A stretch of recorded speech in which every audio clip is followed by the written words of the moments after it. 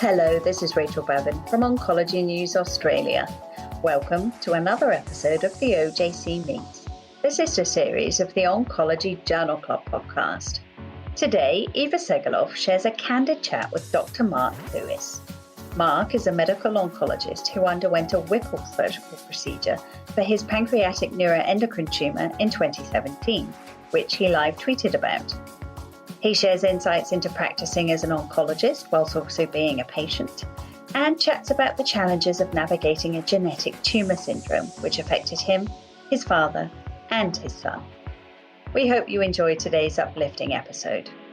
For the latest oncology news and podcast updates, subscribe to the Oncology newsletter for free on oncologynews.com.au. This is Rachel Bevan, and this is the Oncology Podcast.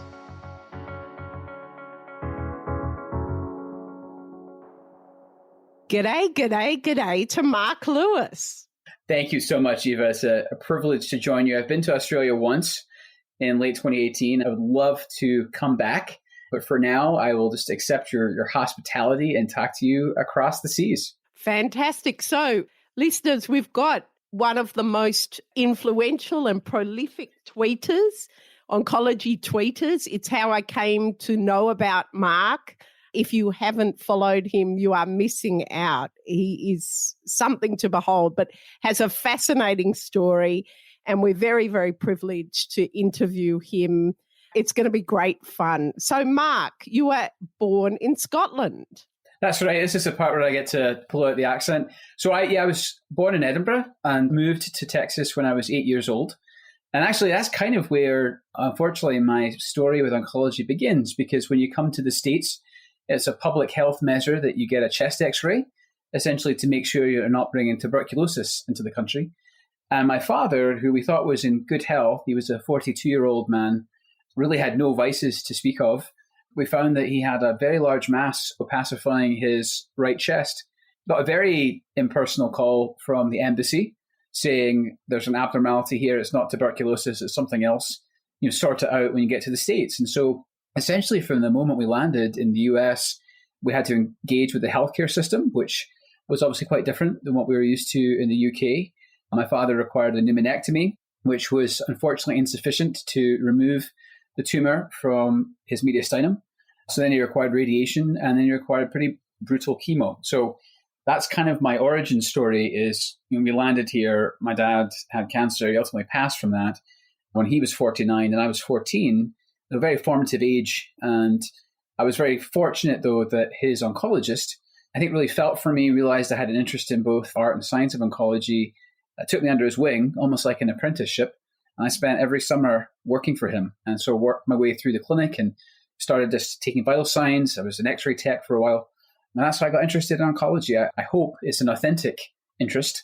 And it's one that sustains me, because I think often about the treatment my father sustained, which at the time was considered state-of-the-art, and now seems almost indiscriminately toxic and brutal. And I'm thrilled with the progress that we've made. We have miles to go before we sleep. Wow, you've blown me away with that. And that was just the first question.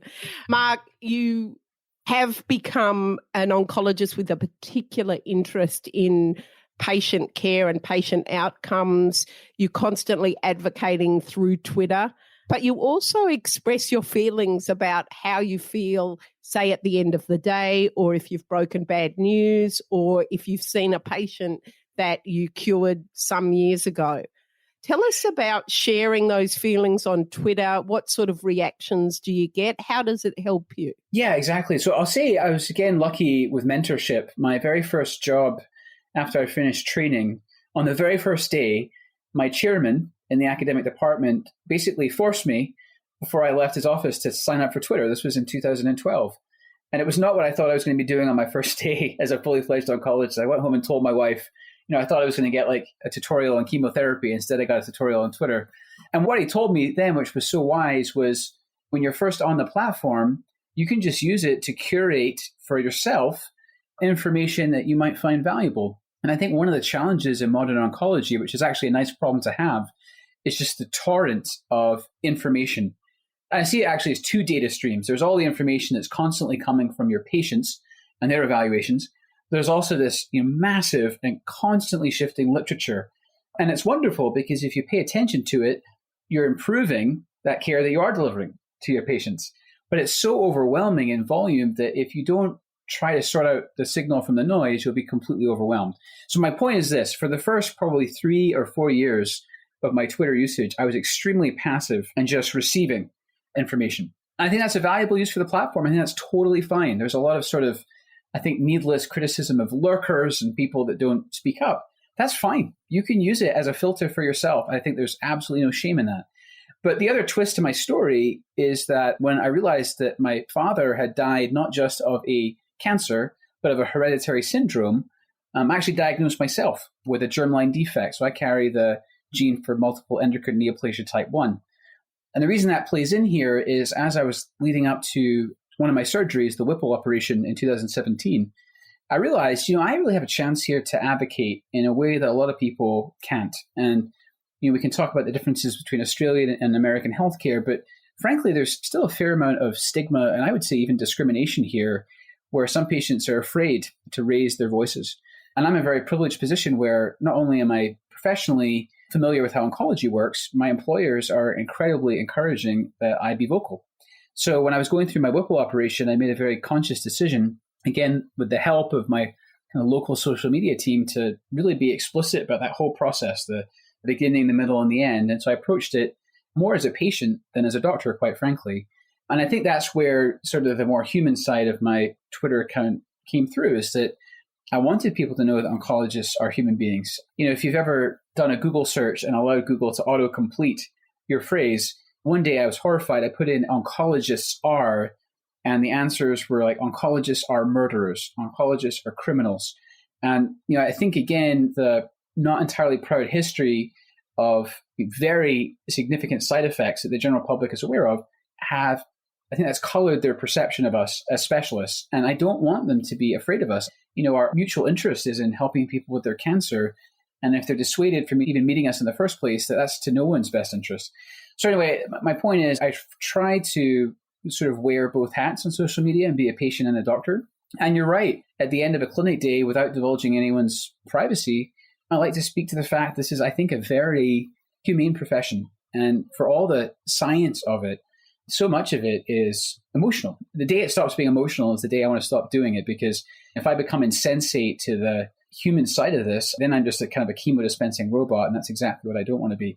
So yeah, that's my bicameral mind on Twitter. I'm very lucky to engage in dialogue with brilliant colleagues around the world like you, but I also want to vocalize and even diarize my experience as a patient, because the last piece of the puzzle is my son has inherited the same defect from me. And I'm probably kidding myself that he's ever going to bother trawling through all my tweets, but I did want to kind of create a ongoing experience, if you will, sort of an open diary of what it's like to be a patient, because one day he's going to have to deal with this too. Wow. Look, I do need to pick you up on, because I did read on your Twitter feed that you said you did your own Whipples. Was that fake news?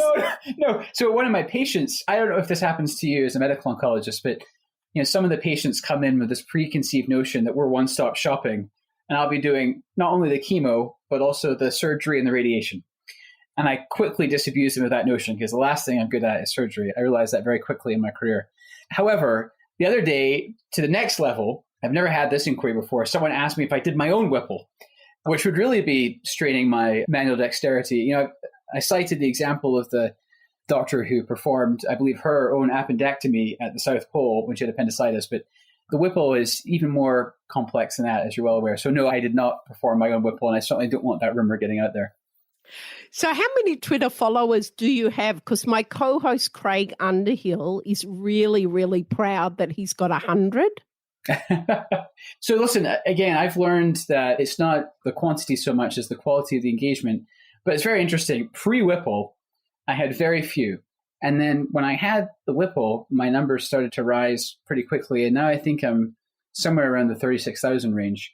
Now, but I'll caution you, my wife says that I'm famous for an oncologist. And I think it's that part where you're couching it that's so important, because oncologists were not that well known. Frankly, if we are super well known, it may suggest some degree of infamy. So I'm very lucky. I try not to let it go to my head. And again, I feel very fortunate because I'm really a patient first. I'm always a patient.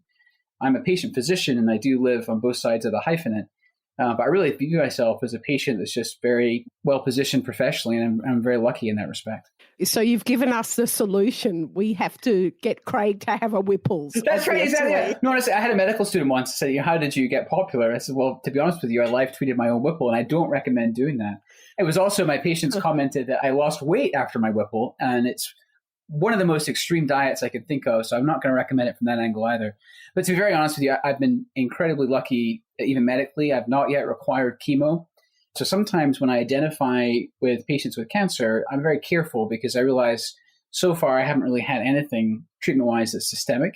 And as you know, that's very different than the vast majority of patients that would be in a medical oncology practice. So I don't want to come across like I'm stealing valor from them. But on the other hand, I do understand what it's like to do sort of the risk-benefit calculus of a life-changing event. And when I was having my surgery, it was to prevent metastases. So far, that's been successful. But, the night before the operation, the numbers that I had been cited for intraoperative and postoperative mortality started to really kind of loom large in my head. And I realized that when we cite statistics to people, they can come up as very, kind of cold and dispassionate. But that number is going to end up meaning something to the person that you're trying to counsel. And so that's maybe a lot more hopefully sensitive around statistics in oncology, because we love to cite the medical oncologists love numbers. We love our endpoints. As it turns out, very few of the endpoints that we think are so important really matter on a really core level to our patients. And that's part of the dialogue in oncology, is taking all the sort of math and science that we have and really trying to artfully apply it to each patient's situation. You're such a nice guy. I honestly thought you might be a real dick from your Twitter, but it's great. Oh, that's fantastic. I love it. That's great. But Mark, many people use that boundary between doctor and patient to protect themselves as an oncologist. You've smashed that boundary. Doesn't that leave you too vulnerable? Yeah, thank you for bringing that up. Again, I'm not putting my Twitter account forward as an exemplar for everybody else. And there certainly have been some very unpleasant experiences, to be honest with you, of people being not just personally insulting, but frankly, almost threatening to my family. I try to represent myself as a dad and a husband, but unfortunately, it made them vulnerable. And that's not fair, because I'm the one that does this, not them. So I've learned some lessons about trying to firewall off some of my very personal life. But other than that, I really am, I think, most useful as an open book. And it's really interesting in the era of internet and shared decision-making, to the extent that they have latitude to pick their doctor, some patients, and I'm enormously flattered by this, seek me out. They're looking for someone that they think can empathize with them. And I'm very careful, as I said earlier, not to overplay my hand and say, listen, I understand exactly what chemo's like. I understand, this taste of my own medicine. But on the other hand, I think all things considered, they do want an oncologist who's being thoughtful about decisions that are being made for and about them. And so it's hugely rewarding when someone, especially with a rare tumor, seeks me out because they're looking for someone with understanding that might go beyond the textbook. And that really has been the most rewarding thing of all. Of everything on Twitter, and I've made some wonderful professional partnerships. To the extent that it's still appropriate, I've made some wonderful connections with patients too. Amazing. And what about the reaction of your colleagues? So again, as I said, I had a very visionary chairman who kind of pushed me into social media in the first place, not against my better judgment, but it wasn't something I thought was going to be an aspect of my professional life at all. And I've seen it go in the course of just under a decade from something that's considered frivolous or looked down upon to something just like your colleague that's almost aspirational. People want to be on Twitter. And again, I'll stress, I really don't think it's about the follower count. In fact, you'll see some fairly arbitrary exercises on Twitter to get to X number of followers or Y number of followers. And that, I think, runs the risk of coming off as inauthentic and what they call clout chasing. If you're on there and engaging with people, and again, you do run the risk of making yourself too vulnerable, things will just build organically. And you also have to think about, what's your audience and what are you interested in? If you're interested in, let's say, a very specific form of cancer, like ROS1 lung cancer, you shouldn't be disappointed or view yourself as a failure if you end up with a very small peer group. If you're dealing with broader issues like the patient experience or these increasing areas of histology agnosticism in oncology, you're going to be having a broader conversation. And then finally, and this may be stating the obvious, but hashtags are so powerful, especially during the pandemic. I have leaned very heavily on the med Twitter community. But even that really is an umbrella over, a lot of healthcare that's outside oncology. And then within oncology, you can get very, very granular and really drill down on the malignancies that interest you. So I'm a gastrointestinal oncologist in my working life. And I've got a pancreatic social media hashtag that I follow and a colon cancer one that I follow. And that allows you to have very detailed conversations. So oncology is both very, very broad, but you can also get very, very deep in a particular silo should you wish to do so. And the patient engagement there is amazing. I mean, there's no one more invested in their care than the self-advocating patient. And the types of conversations you can have are really, I think, eye-opening. Again, mostly to see what matters to them, which might diverge quite greatly from what we think matters when we're writing manuscripts and designing protocols. And there's something a little bit magic about Twitter, isn't there? Because I reckon if I'd emailed you or David Feigenbaum, who we interviewed some time ago, probably would have gone delete. But I find people answer straight away on Twitter. It's sort of magic to get a DM. Yeah, there's something about the medium. You're absolutely right. And I am horribly delinquent on my email. So I'm actually very glad you didn't email me. My wife often says, if you want a response from me, you either have to text me or tweet me.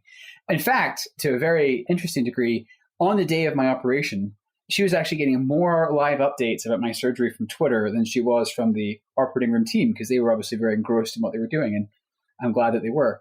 So that was a really interesting experience for us as a family to sort of, again, give live sort of progress reports to my spouse about this big surgery through social media, which was, again, an open platform. So it was kind of surreal. But yeah, I love the sense of community on Twitter. I think it's about 99% positive and 1% trolls. And I've learned to really focus on the parts of it that are nourishing, if you will, and try to ignore the parts that are just plain abusive or trying to distract you from your message.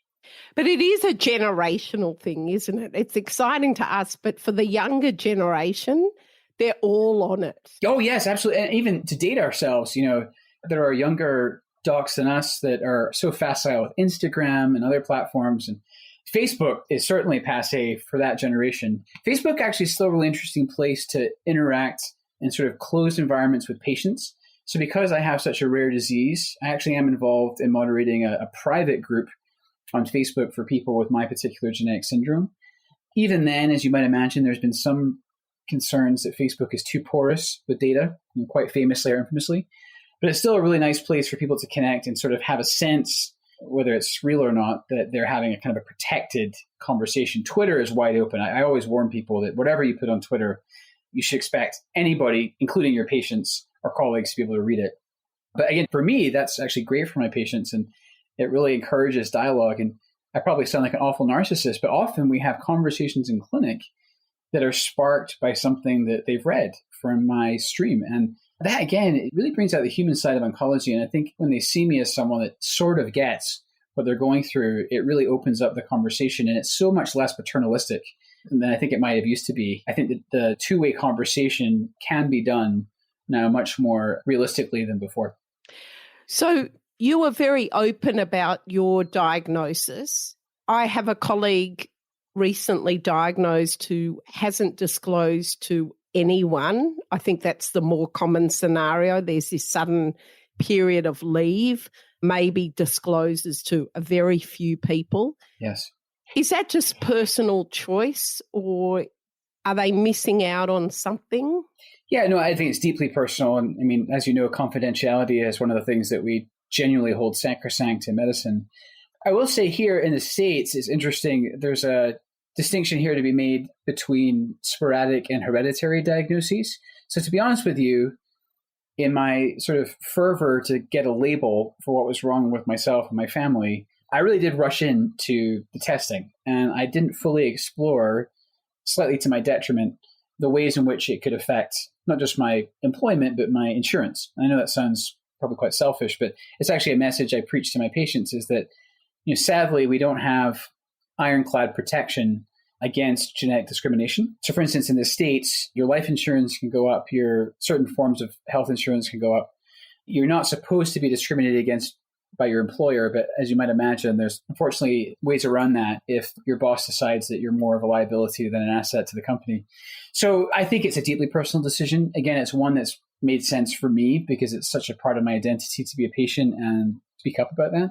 But I realize it's not for everybody. And kind of like you, I have medical colleagues, I've been their confidant and they don't want anyone else to know, and I completely respect that. One of the things that was amazing about my training is when I sort of announced during my fellowship that I had this syndrome, so many of my consulting physicians and attendings kind of took me aside and discreetly said, I've dealt with cancer. And I have a pet theory, actually, that oncologists, and this may sound a little wild, I think we're occupationally slightly more likely to deal with cancer in our own lives than other specialties, because there's usually a deep-seated reason that we go into the field. Yes, you can love the science and completely about, look at the progress we're making, and that's very exciting. But I find not too far below the surface that most of us have some sort of emotional link to the disease. And when that's someone in our family, then you start to kind of compound familial risk. So I know it sounds a little bit crazy, but most of the oncologists that I know have had a personal brush with the disease that compounds their interest in the science and then really draws them into the field. So tell me a little bit, Mark, if you would, about the type of practice you're in and the scenario. We know New York, we know MD Anderson, but all that America in between. Yeah. What is oncology like there? Yeah, absolutely. So it's funny you would say that. I think one thing we have in common is you have to deliver care, I imagine, over a fairly significant geographic expense. And I'm in a part of the United States that is relatively sparsely populated, say, compared to New York or Houston. So I'm in Salt Lake City, Utah, which is basically sort of the biggest city between Denver, Colorado, and then, say, Portland and Seattle in the Pacific Northwest. And so there's this huge area that we have to cover. And it's funny that we're talking this way over the internet, because this year in particular, it's been really exciting to use telehealth and digital tools to deliver care over this vast expanse. I think there's a model of oncology, especially at sort of tertiary academic centers, where you sort of bring the patient to you. And convenience is really the last thing that anyone's thinking about, because, again, the disease can be life-threatening and patients are often willing to do whatever you ask of them, no matter how inconvenient or expensive. But here, what we've tried to do is kind of do the other direction, which is deliver care across a very large geography to our rural and frontier patients. And so to answer your question about my practice, so I direct gastrointestinal oncology for a healthcare system that covers roughly 5 states. And so it's a big swath kind of down the sort of American West. And most of those people I am not bringing to me in Salt Lake City. I'm taking the care to them through telehealth. And so about 2 days a week, I run a in-person clinic, sort of traditional practice. And then the rest of the time, I'm working on this sort of system-wide approach. And it's really been amazing. I've had some patients in outlying areas saying that if we didn't bring the care to them, they were just going to sort of take their cancer diagnosis and say, okay, I'm terminal. And when you hear testimonials like that, it makes you realize how important it is to be patient-centered. And the last thing I'll say, which is kind of stating the obvious, is it's not often during chemo that the patient wants to come to your clinic or wants to come to your infusion center. Often we're making them feel pretty rough. And so the chance to take away even part of that burden of travel and exertion from these patients in particular is really, really exciting. And I think that's probably the silver lining of the pandemic, is we've boosted our telehealth capabilities. And I hope that some of that will carry over after COVID-19.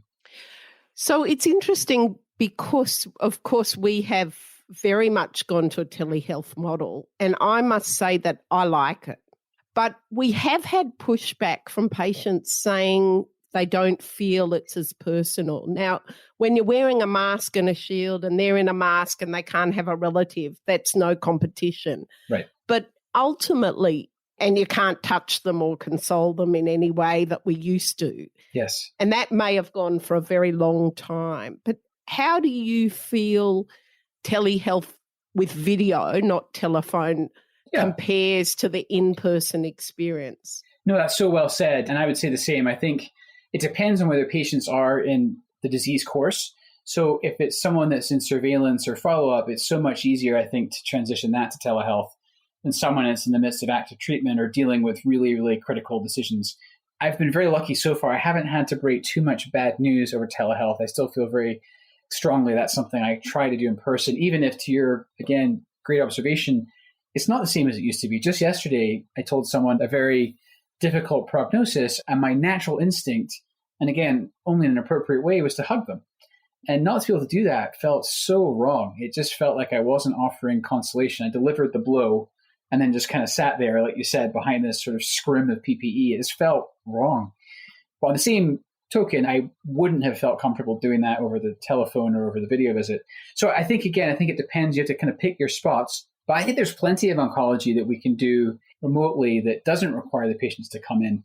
And I'd say 90% of my follow-up patients have been very comfortable with the telehealth model. That minority that aren't, it's really interesting. You're right. They miss sort of an intangible aspect of being together. When I was in medical training, I don't know what you were taught. I was taught that short of psychiatry, you end up with the closest longitudinal relationship in oncology than any other specialty. You get that closeness with your patients. And it's something, you have to be careful with this, it's something akin to friendship in the way that you learn details about these people over time. So there is something lost when you're not sitting together. But the other part I found so interesting is some of them have told me their anxiety comes from not having the physical exam. And I'll grant you, I'm not decent at physical exam. As a GI oncologist, I'll find a Virchow node or I might detect hepatomegaly. But I also try not to oversell my skills. And I tell them often, they're the best sentry of their own body. And I think it kind of unnerves some of them to think that the weight of self-detection and find your occurrence is now on them rather than on me. So that part has been really interesting. That's been something I didn't quite understand, honestly, before the pandemic, was the tactile reassurance of the physical exam. I actually, without underrating myself, I didn't realize how important that was to certain patients. Whereas, the chance of picking up something that wouldn't have manifest with a symptom or in other ways. There are people saying we don't need physical exams anymore. We've got PET scans or whole body scans. But I think it does put the emphasis back more on communication. You can't spend half the consultation time fiddling and letting the patient get undressed and quickly doing emails. So that may be more challenging for some. Do you find the telehealth more tiring if you're doing a day of telehealth consults? That's a great question. I don't think I do find it more tiring. I think, again, you actually cut out some of the interstitium and you actually get to focus in some ways more on the core encounter. I know it sounds odd to say. I feel like there's less, not wasted time, but there's less sort of intermission on either side of the actual visit. So that part I actually find quite appealing from an efficiency standpoint. One of the things I don't want to do ever is make a patient feel rushed. And again, interestingly, this has actually opened up some space for them to kind of tell me what they're feeling and more about themselves. One thing I'll say that I've really enjoyed is, the social history, at least here in the US, has essentially become a reductive checklist of vices. Do you drink? Do you smoke? Do you use illicit drugs? Often it never goes beyond that. And I've learned more things about my patients as people from doing these sort of virtual house calls than, frankly, and maybe to my shame, than I knew before the pandemic. My best example, which I love to cite, is, again, I do outreach to these fairly outlying areas well outside our metropolitan center. And I was doing a visit with a woman.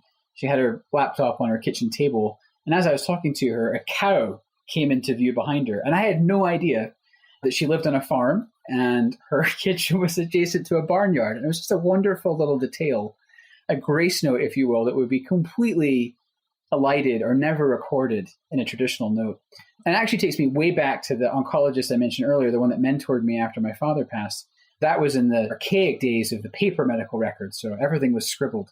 And he made a really strong point of, when he went in to talk to the patient, he had sort of the note with all the necessary sort of subjective, objective content. Then he always had marginalia related to that patient's social identity, whether it was to talk about their kids or their job or even the sports team that they followed. And that really struck me. When I was following him into rooms, it sounds almost like he was following a script, but he wasn't, because it was different for every patient. It was such a beautiful way of recognizing that they had an identity outside of cancer. And I think this disease, more than most, can subsume the person and really make us focus more on the disease than them. And so when you do these, when you have the time, maybe even the luxury to do a more expansive social history, it's so rewarding. One of my colleagues, which I really love, rather than saying 77-year-old male with lung cancer, he'll say, 77-year-old retired Episcopalian minister. He's got a little bit of detail in there right at the beginning.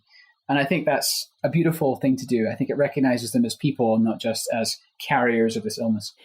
Yes, look, I couldn't agree more. You do telehealth and you can see the person's home, you can see photos, people's son walk past. You would never have met the son. They've never been able to come in, Right. but they happen to be home. I think it really does put the patient in their own environment. Yeah, exactly. And I've even been able to assess fall risk. Like I saw behind one of my patients, so I knew it was quite frail and experiencing disequilibrium. There was this really sort of grand staircase. And I was like, oh my goodness, are they having to navigate that? And that's something that, again, I think sort of a detail that gets lost when you're in person and bringing the patient to you rather than going to them. That wasn't the lady with the cow, was it? No, that was not the lady with the cow. That would have been a real hazard. That's right. So, Mark, in your own journey as a patient, what are you fearful of in the future? Oh, great question. To be honest with you, and I think most parents experience this, and I know it's a cliche, but I think it's a cliche because it's true. You'd rather go through something yourself than see your kids go through it. And again, I'm a perfect example of autosomal dominant inheritance because I've got two children.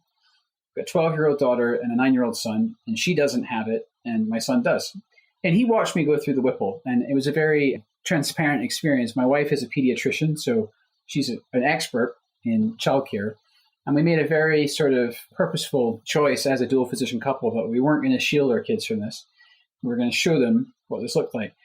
But that said, it's a very invasive way to minimize your risk. And so I guess my greatest fear is that my son's going to have to go through all of the same things that either his now late grandfather or I have had to go through. I do see a trend, as I mentioned earlier, of things getting more effective and more tolerable. There's a whole other conversation we could have around CRISPR and gene editing and the pluses and minuses of splicing up the genome like that.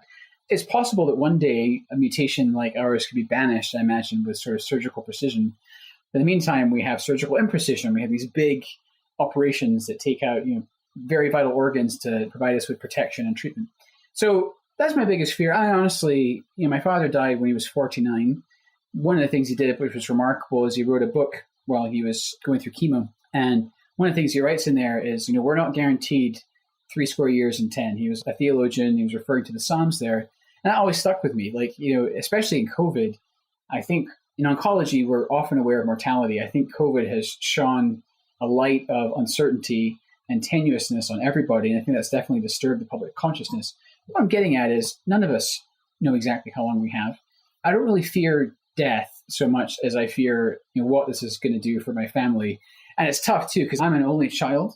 And so I sort of feel like I could have broken the chain of him one of my family if I hadn't passed it on to my son. But on the other hand, when we were deciding to have kids, the technologies by which you were manipulating embryos, trying to edit out the culprit mutation, I'm not saying they're unethical. They just didn't feel right for us as a couple. And then finally, on a very existential note, if my parents had done that to me, I wouldn't be here, at least not in the way I know myself. So it was kind of strange to think of editing that out of existence. So it's a weird problem to have. So long answer short, I'm less worried about my own future because I think I've taken good steps to protect my health.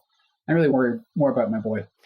So it really is a fascinating insight, Mark, because we do identify sometimes as patients or family members who've had cancer, but that double whammy of a genetic syndrome with cancer, you've really given us an insight into that perspective that probably I had underappreciated.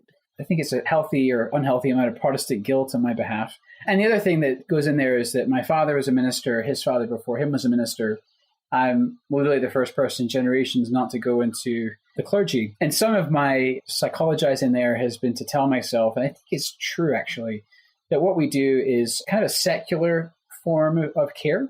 I find medicine really fascinating because you get to have such, and again, I mean this in the most appropriate way, intimate encounters with people. And in oncology in particular, you're wrestling with these huge issues, life and death. And again, I'm not saying it's religion, it's not, but for me at least, it feels like the kind of pastoral care that my father and his father before me have delivered, but just in a different context. And so that part of the job I really, and it's more than a job actually, it's a calling, I find very, very rewarding. Just coming back to the issue of delivering care to the patient, what's your attitude to home chemo? Yeah, so funnily enough, you should say that. So we actually have a project going with that right now. And again, the pandemic has brought a lot of things into relief, including some of the things that we basically do because they are how we've always done them. This notion of, again, bringing the patient to a center where the chemo is administered. And certainly, as you know, there are some chemos that are still extremely noxious and emetogenic, carry a high risk of allergenic reaction. As an aside, but a relevant one, my father actually died of an anaphylactic reaction to paclitaxel. It was in the early 90s when it wasn't yet semi-synthetic. It was coming basically straight from the bark of the Pacific yew tree. He got it really as sort of a last-ditch effort and died from a reaction. So I'm very savvy or sensitive to reactions. However, what we've been doing recently, especially for immunotherapy, but also for some of the less noxious chemo agents, is giving it at least twice in a monitored area, like a normal infusion suite. And then if that goes okay, shifting it to the home environment where the nurse goes to the patient and administers it there.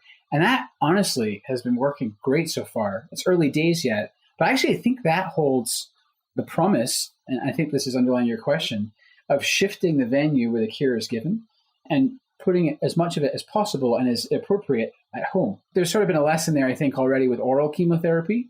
As a GI oncologist, a lot of my practice actually revolves around capecitabine.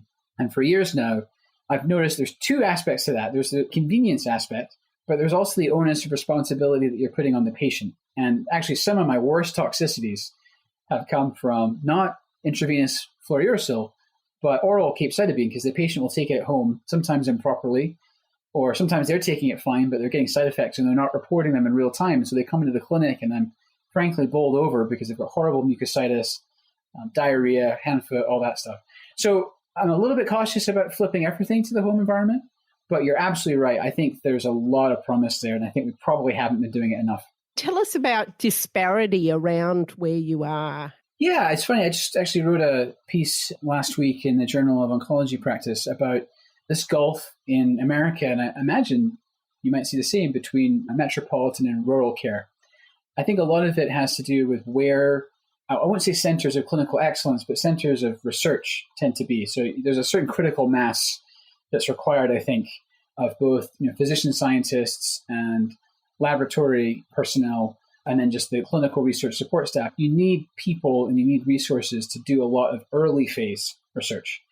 And so I think a lot of the very cutting edge trials tend to happen in larger areas. And again, that's encouraged, at least so far, this magnet model where patients have to travel to centers, and whether that's the States or Australia, that can sometimes be off over significant distance. So what's happened as an unfortunate consequence of that is the delivery of the standard of care has also not been universally applied across the US. And so again, that's one of the reasons I'm so passionate about my job, is I'm very lucky to serve a population that's traditionally been underserved, and also to bring them, when appropriate, research. Now, it's really tricky, of course, to do a phase 1 study using this kind of paradigm. But you can actually do quite a lot around cancer care delivery, as we just discussed, and really think more about how is the science being implemented, not necessarily the really early conceptual stuff and the dose-finding trials, but how are you actually implementing it in the real world? And I think that's really the promise, again, of closing the gap between metropolitan and rural cancer care. And then finally, again, the hub and spoke model that we've adopted during the pandemic is working pretty well. And this idea that I can sit in my office with a computer and reach out to not just other hospitals and clinics, but patients themselves, I think it's going to stick around. I really do. I think the patients like it enough. I think we've been able to deliver care without too much decrement in quality, that I think that's going to be a lasting legacy of all this. Is there an oncologist type that doesn't like that? That's a great question. I have to be very careful how I answer this. No, I would say that, again, I think there's been a shift. And I'm not saying that the oncologists that have preceded us have been universally paternalistic or made it all about them. But again, I think the model of delivery, especially when it comes to research, has been you're going to come to me and you're going to engage at my center and you're going to go back home whenever the protocol is done. That's kind of been the way it's gone. And so I think it's definitely challenging the way people have done, again, certainly early studies for years. And then the other thing I'd point out, back to the social media, is there's a little bit of a leveling of the playing field there in terms of access to information. I'm probably dating myself, but I vividly remember in medical school having to go to the library and look something up, in print, like, go into the archives and get some old dusty periodical and look it up. And so the information age and the way things are now readily available at the fingertips has really allowed the patients, I think, to do a lot more of their own research. And that's challenging, I think, when you're used to being the one that sort of tells them things and now they're coming in with sheafs of research that they've done asking questions. I think that doesn't rub everybody the same way. I think it's a challenge to our expertise sometimes, because you can't replicate years in oncology with a Google search. In fact, there's a rather condescending mug that you can buy here that says, "Don't confuse my medical degree with your search engine." And I think underlying that is this tension between access to information and wisdom that you can only gain through experience. And so I think there's a little bit still there, a friction between the patients that are questing for knowledge and then people that have sort of traditionally been oracles that are sought out for their specific expertise. So you're a classic early adopter, way ahead of the field. How do you cope with not only the middle of the curve, but the so-called laggards at the back? Does it worry you, or you're just, that's life? It doesn't worry me. I've been at enough conferences now where I've evangelized social media, and it's generally probably about an 80-20 split. 80% of the people will come up and say either that they're already on it or they're now convinced to use it. But there's a pretty vocal 20% who say this is all a waste of time, it's frivolous, it can only result in medical legal disaster. Again, here in the States with litigation, I think there's real fear that somehow a tweet is going to be misinterpreted as binding medical advice. So I'm not too worried about that because, again, there comes a tipping point, and actually I think it's already happened in the last couple of years in U.S. oncology, where if you're not participating, you're really putting yourself at a professional disadvantage. As I said earlier, I think people misunderstand. You don't have to generate your own content. You can just absorb content from other people. And in fact, when I was first starting out, that same mentor I mentioned, he actually believed in the rule of threes. And what he was saying there was he thought a third of your tweets should be retweets, a third should be likes, and a third should be your own content. And I try not to be too formulaic, but actually I think that's a pretty decent recipe. Again, if you're trying to establish your voice and listen to other people, it's very easy to call Twitter an echo chamber. But actually what I think happens is I think the good stuff rises to the top. It, on some level, is a meritocracy. There are certainly clicks. There are certainly ways to game the system. But especially in the medical community, the really important things that are said, they tend to be amplified. And on that part, I really find very encouraging. And it makes me think that the spirit of dialogue and discourse is going to persist on there for some time. So I only joined this year because of COVID. And sometimes you read tweets and they're just very ordinary, plain statements. Like, I saw a little bird in a nest and it made me feel joyful, but you identify with them. I've found some wonderful visuals, some of the footage on there, whether it's a big wave surfing, I think you posted, lots of really interesting stuff. So I'm a big fan. And I'm so glad that you did join this year because, again, I think one of the things COVID has done is it makes us very susceptible to isolation. A lot of us, especially in healthcare, might go to our clinical practice and then come home and, we have to be so meticulous with our self-care so we're not becoming vectors of transmission. So some of our normal social pillars of support have sort of necessarily fallen away. And again, it's so easy to focus on the bad stuff. And don't get me wrong, there's lots of malice online. For the most part, I've found it to be just a wonderful and nurturing community. The fact I'm connecting with someone like you is just a perfect example. And lastly, about your comment about the pictures, I think people underappreciate it as a visual medium. And again, I'm not trying to do like social media 101 here, but if you do put a picture or a video on your tweet, which again might seem unprofessional or unacademic, you get a lot more engagement. We're visual creatures. And when you're scrolling through a lot of comments on Twitter, the graphics will jump out. So that's something I've learned to do over time as well. So one of my best experiences was that there was some commentary on one of the trials, Keynote 177, first line Pembro alone versus chemotherapy in metastatic bowel cancer. And there was some commentary about whether it's prime time or we have to wait for the full publication. And sure. I just posted a comment and suddenly I was in the middle of this Twitter war. Very respectful, yes. But different opinions. Yes. It went around the world. And what happened from that is people were starting to say, look, we think we've cured people with this treatment. And then someone else said, yes, I've got some of those patients. Anyway, I just said, look, we should do a study about this. And we've actually formed a group. And I will invite you, Mark, to join and put some patients in. That's fantastic. I love that. What a lovely way to see the kernel of the idea form in this discussion, right? And it's interesting. I often say that expert opinion flourishes in the absence of evidence, and it's interesting too because on the one hand we're supposed to be so critical and scientifically rigorous, but you'll often find in Twitter people citing these exceptional responses and anecdotes, and we all know the plural of anecdotes isn't data, but we also tend to fall back on these cases that we've seen and share them sometimes with sort of irrational zeal. So I'm so glad you're doing that. That's wonderful, and it's a perfect example of where an issue that clearly is not yet fully resolved, the fact that there's uncertainty there can come to light through a conversation like that on Twitter. And you're right, it can get quite factional and quite heated.